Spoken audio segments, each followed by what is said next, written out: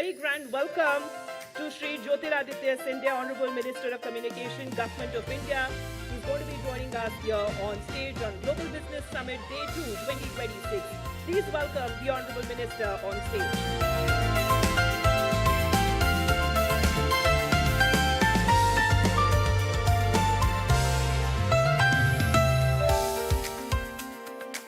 Without wasting any second, let's put our hands together once again in welcoming a very grand welcome to Shri Jyotiraditya Scindia, Honorable Minister of Communication, Government of India. He's going to be joining us here on stage on Global Business Summit Day 2, 2026. Please welcome the Honorable Minister on stage. Ladies and gentlemen, a big round of applause for Honorable Minister Jyotiraditya Scindia.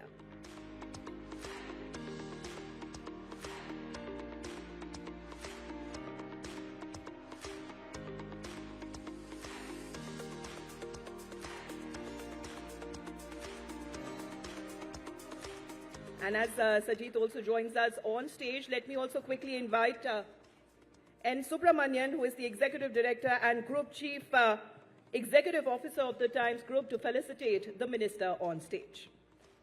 Mr. N. Subramanian, ladies and gentlemen, a big round of applause. The Minister being felicitated by the Executive Director and Group Chief Executive Officer of the Times Group.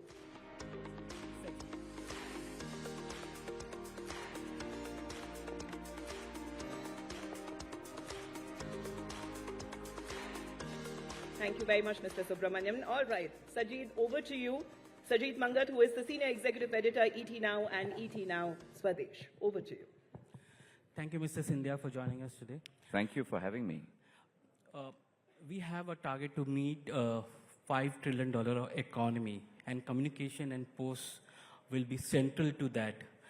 How do you plan to revitalize this entire two key sectors so that we reach that 5 trillion economy?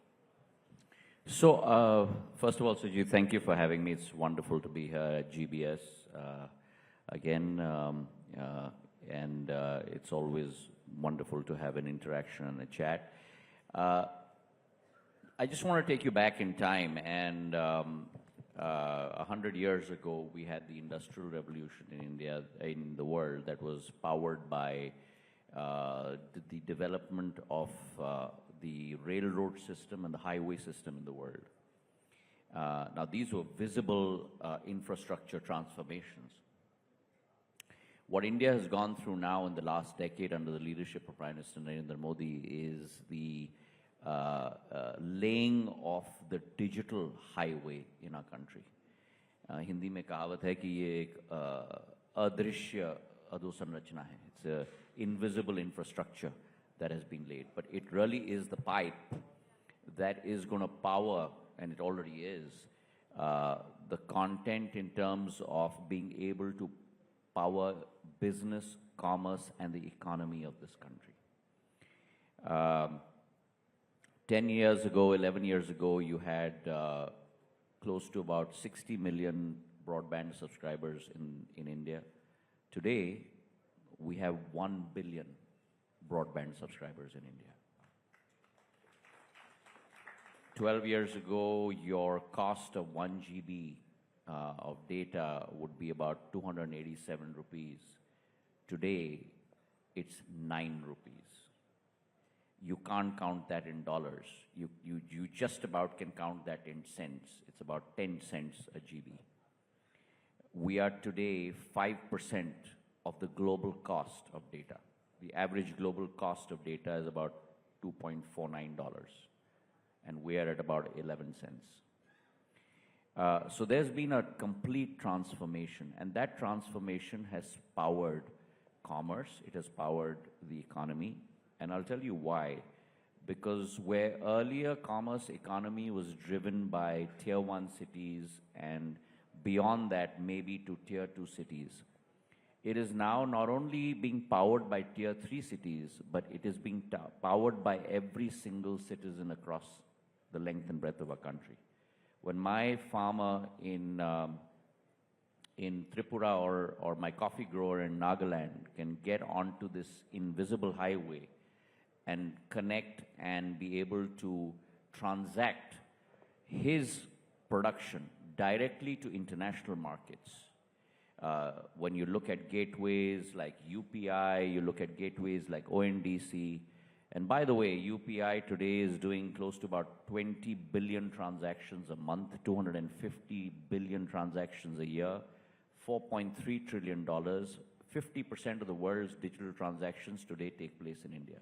So to answer your question, India today is already not only powering herself from an economic and a commerce point of view, but it would be in the right way of things to say that probably India is powering global transactions and global commerce. 50% digital transactions in India. The G20 ministers meeting, the digital meet on ministers, very clearly identified that when we look at SDGs, digital capability is a pillar of that. And today, across the 180, 90 countries in the world, India is leading that digital pillar in terms of digital connectivity. So we are already there, and the target for us is to be able to increase this capability. And which is why you're seeing probably the world's largest public expenditure on grassroots connectivity happening in India. So our amended BharatNet project, which is going to take our OFC fiber and broadband connectivity to every single gram panchayat in this country, in every village on demand, 2.56 lakh gram panchayats, 3.8 lakh villages, $16.9 billion project, 1,39,000 crores, completely funded by Government of India. It's the largest project of its type in the world. And what that's going to do is going to take that capability of commerce, economic livelihood, contribution to nation building, right to the doorstep of every single of 140 crore Indians across the length and breadth of our country. You know, we saw the fastest rollout of 5G in India. The way it has rolled out, now India is on 5G. From a consumer point of view, from the retail point of view, how do you see the role of 5G with respect to monetization and adoption by enterprises? Okay, so Sujit, you're already there, and I say this very often, and I say this with a little bit of 20/20 hindsight, because this is a department that I started my public service career with in 2007. This was the department that I first became a Minister of State in, and the transformation that this has seen over time. We were behind the world on 4G. We were playing catch up. We walked with the world on 4G, 5G. But I firmly believe that we will lead the world on 6G.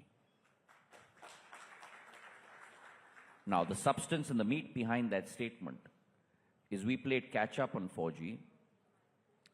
Our state-owned telco, BSNL, had two paths before itself. One was to emulate the other telcos and buy equipment from the big four, the big five who produce telecom equipment, whether it's Nokia or Ericsson or Huawei or ZTE or Samsung. The other was the more arduous, difficult, challenging path of actually vertically integrating backwards and producing our own RAN and our own core software and building out our own BTSs. By the way, this has never been done in the world. For the last 40, 50 years, 5 companies from 4 countries, which I named, have ruled the telecom equipment manufacturing sector globally. And the Prime Minister made the decision for BSNL that we're not going to take the easy route. We're going to take the difficult route. Again, surprisingly, we got a consortium together, a very unlikely consortium, CDOT, which is a government-owned company to produce the core software, Tejas, which is a private sector startup to produce the RAN, the radio access network, and TCS as the system integrator. And in 19 months, we built out our own domestic 4G stack. And September of last year, and we kept it quiet, under the radar. And September last year, the Prime Minister inaugurated 1 lakh towers across the length and breadth of India, built on our own domestic 4G stack, built by TCS, CDOT, and Tejas. So what does that mean? That means that a sector that was the arena of a select few, 5 companies from 4 countries, India today has entered that club. India has become the 5th country to produce its own 4G stack. On 5G, we entered a little late, but India had the fastest rollout on 5G in the world. We rolled out close to about 500,000 towers in 22 months, and my hat's off to our domestic telcos. 4.5 lakh crore worth of capex. And today, 99.9% of the districts in India have 5G coverage. There's only one district left in India that doesn't have it because of approachability issues, but 99.9%. And today, when we have 120 crore mobile subscribers, guess how many are already on 5G? 40 crore. That's 35% of the market is already on 5G. And by 2030, this number of 40 crores is going to go to 100 crores, right? Third, we come to 6G. India has never been at the round table. Telecom is about setting standards. Telecom is about being on the cusp of an inflection point of bringing in new technology. And India has never been represented at that table. First time in India's history that on setting of 6G standards with 3GPP, ITU, India is sitting on the table setting the standards for 6G. Bharat 6G Alliance, which has been set up in 2023 by the Prime Minister, started with 18 members, entrepreneurs, tech companies, telcos, government, across the board. Today has grown to 100 stakeholders.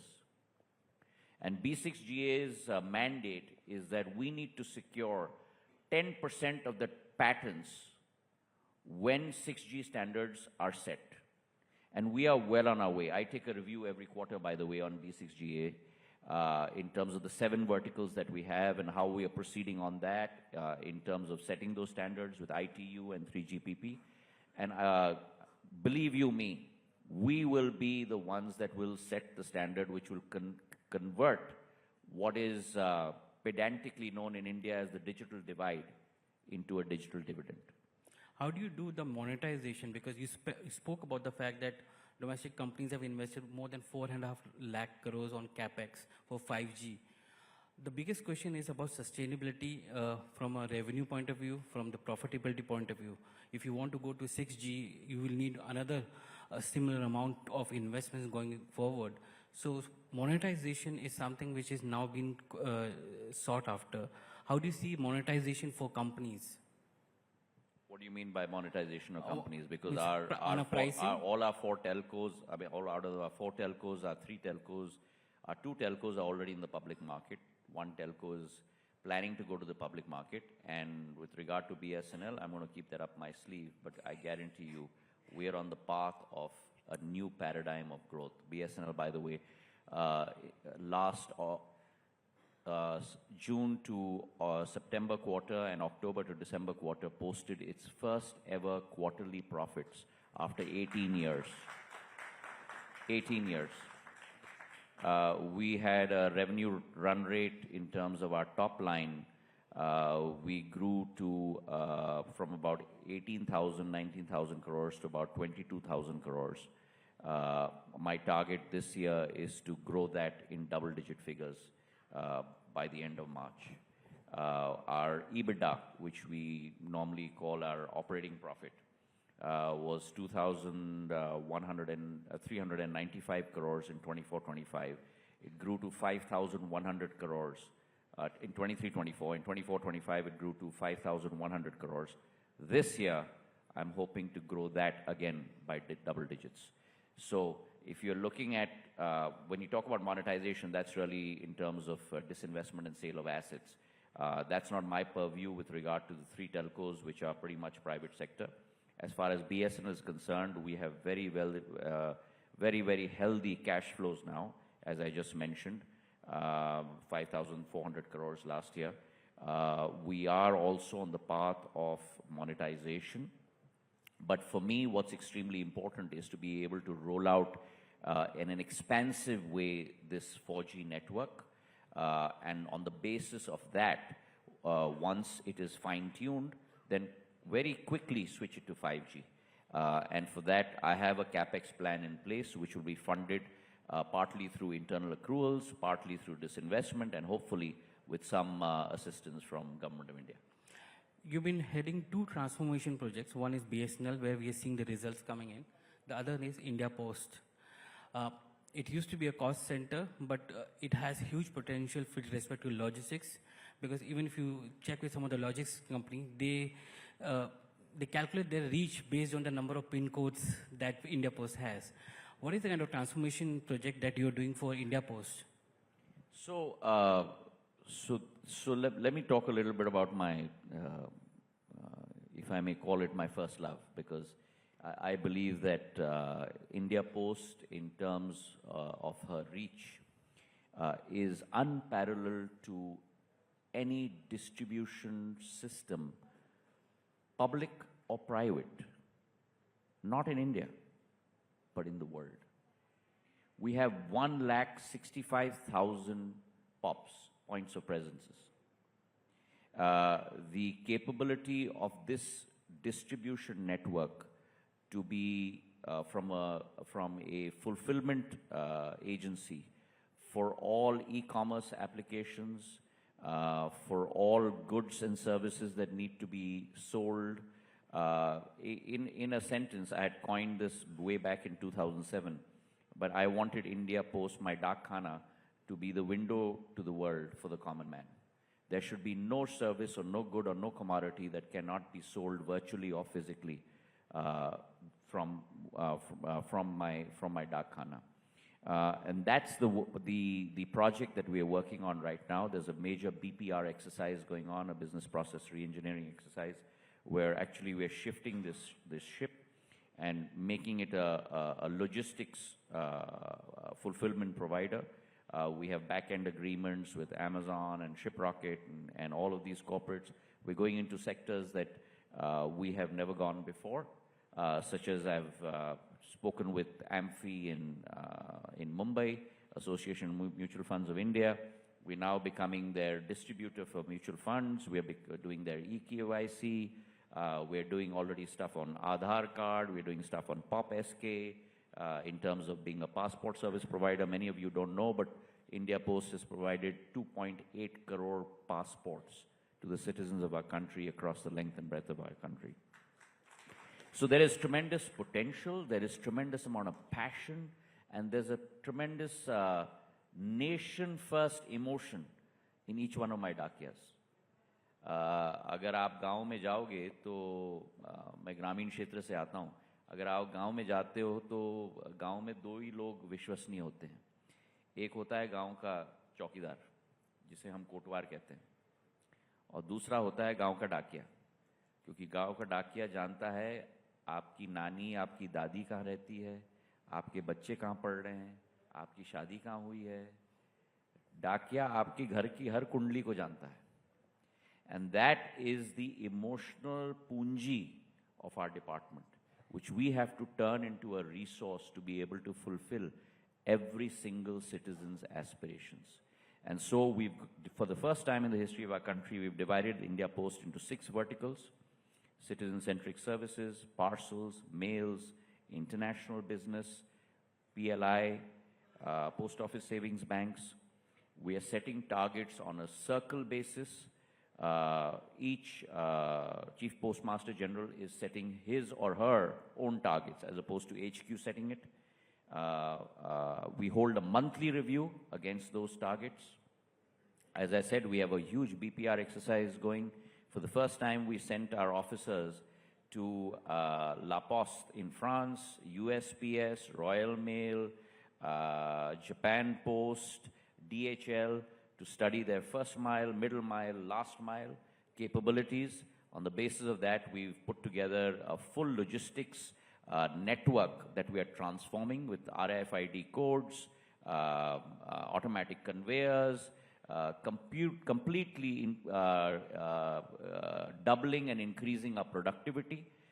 And I can guarantee you this, that within the next 3 to 4 years, under the leadership of Prime Minister Narendra Modi, you'll see a new India Post with a new branding, a new service capability, both on mails and on parcels, and across the board on all verticals.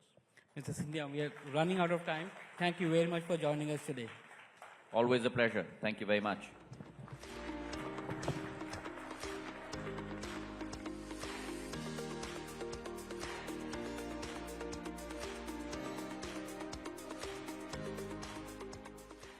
So let's talk about and welcome our next guest joining us here on the panel, Mr. Lim Ming Yan, who is the chairman, Changi Airport Group, joining us here on stage. Please give him a bigger round of applause.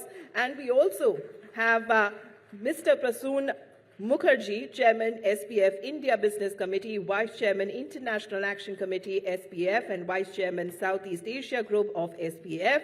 And this session will be moderated by Mr. Vinayak Chatterjee, who is the co-founder and managing trustee of the InfraVision Foundation. A big round of applause, ladies and gentlemen. Let's get this session started.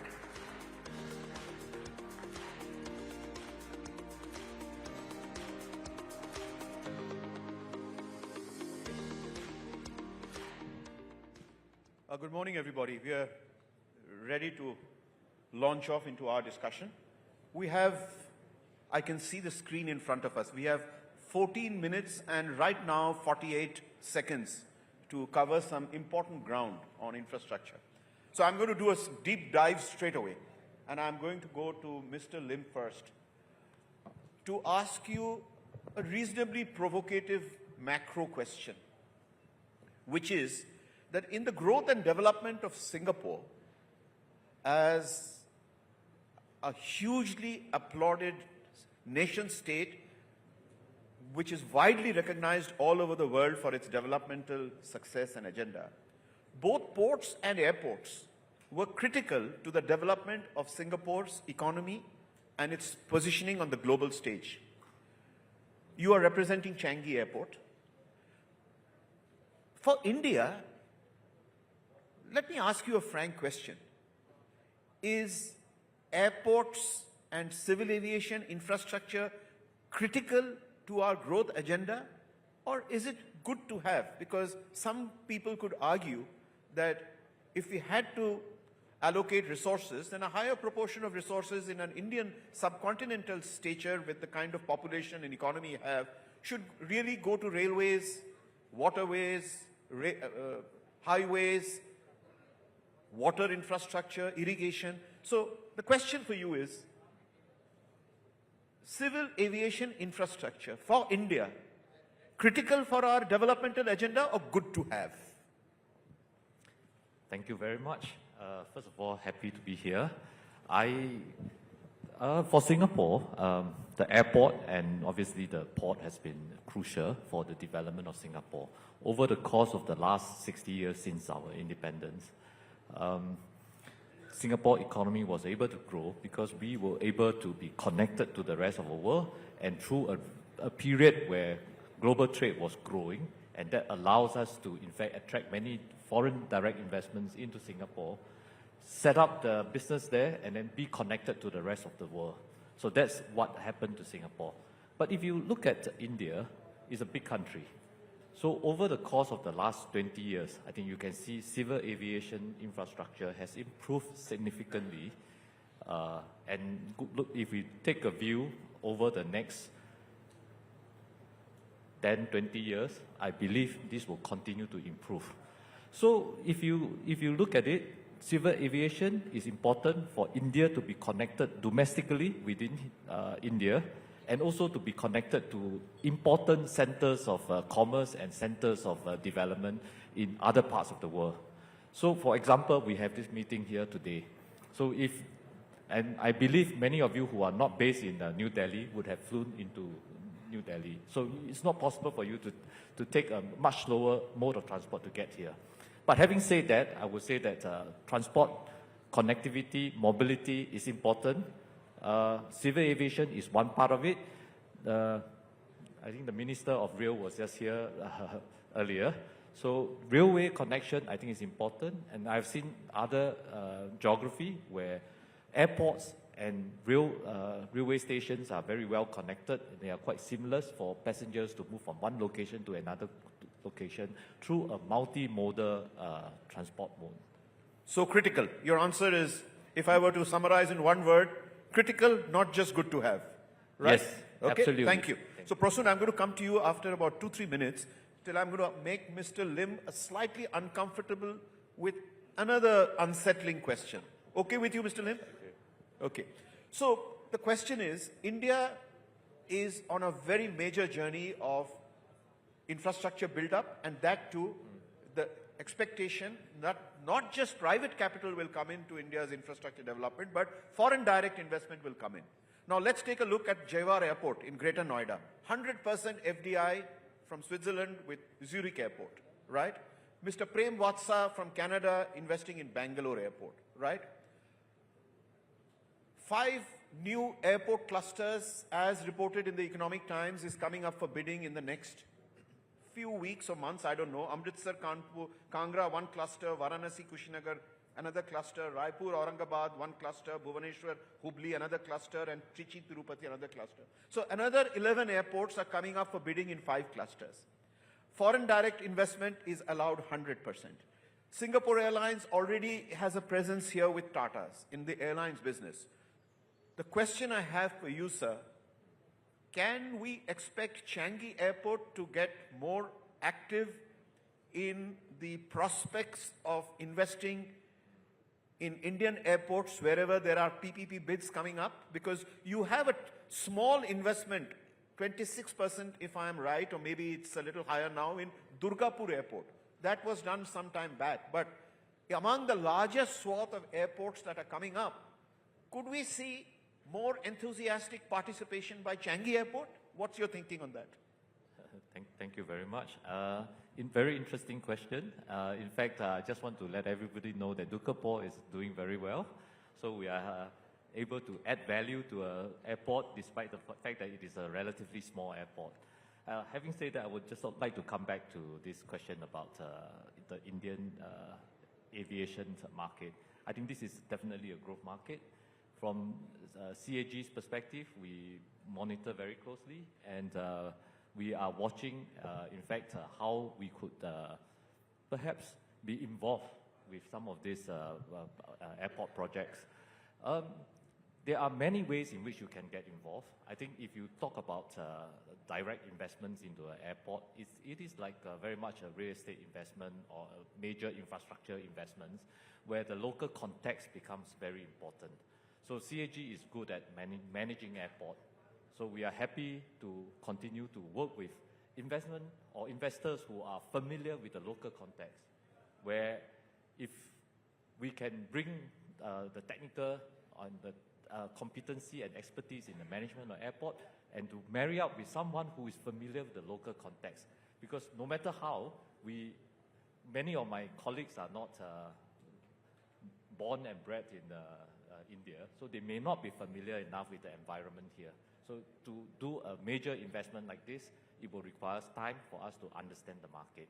So, but to work with partners who are able to take care of some aspect of the business, and we bringing some value that we are good at, I think that will be perhaps a win-win So that's a very happy answer to this question, that many people who are eyeing the prospects of becoming airport developers, at least for the new round of bids that are coming up, or maybe existing airports divestments, it's a very happy message you're giving that Changi Airport is open to discussions on different kinds of potential partnerships, but you would wish to rely heavily on a lot of heavy lifting being done by the Indian partner. So that's a happy message, and over time, I think we will use Prasoon to keep reminding you of this as we go forward.